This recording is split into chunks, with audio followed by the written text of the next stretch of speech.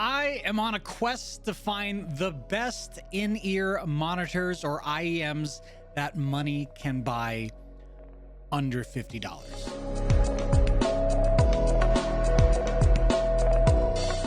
If you haven't checked it out yet, I've also done a review of the CCZ Solos that you can take a look at up there in the upper right-hand corner, or you can click the link in the description down below. But since you're here, let's talk about the Agasound Aga1s.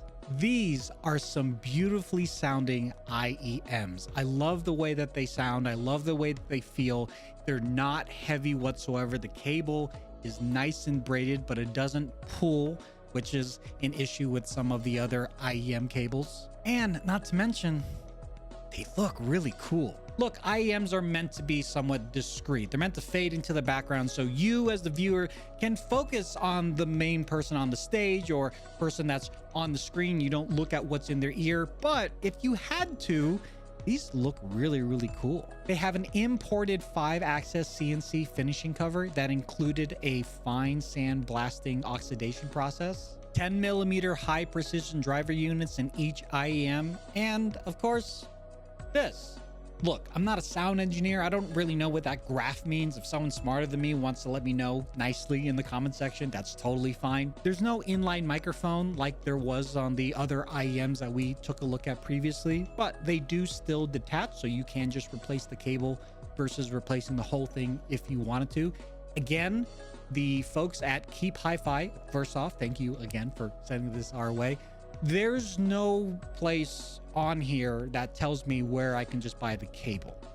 So I'm not quite sure if I go directly to Agasound's website to do that. I believe that would be the case. I at least found the Agasound website. I couldn't find the official website for the other company that we took a look at.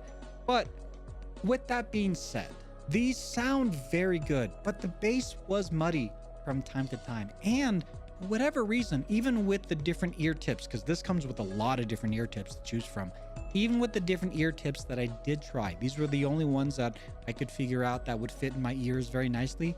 The back end of the wire would pop out of my ear. And I thought maybe it was the placement because I do have it running behind my shirt, behind my back. But the other IEMs that I had on and tested, that was not an issue. But with these, they were definitely an issue, and they would pop out from time to time too. And that might be a Tony problem. It might not be indicative of the whole lineup of the Aga1 IEMs. Still, it's hard for me to give a 100% seal of approval because one of the things about these is they're supposed to stay in ear.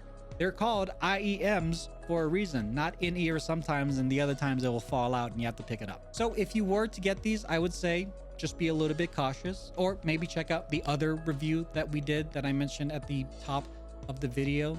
Still, thank you so much to keephifi.com for sending these our way, for giving me the chance to be brutally honest about how I feel about them. And if you have any other questions or comments, you can leave those in the comment section down below. Links, as always, can be found in the description below. From time to time, I do stream over on Twitch, twitch.tv/LazyTechTony, and you can check me out there or my other social media posts.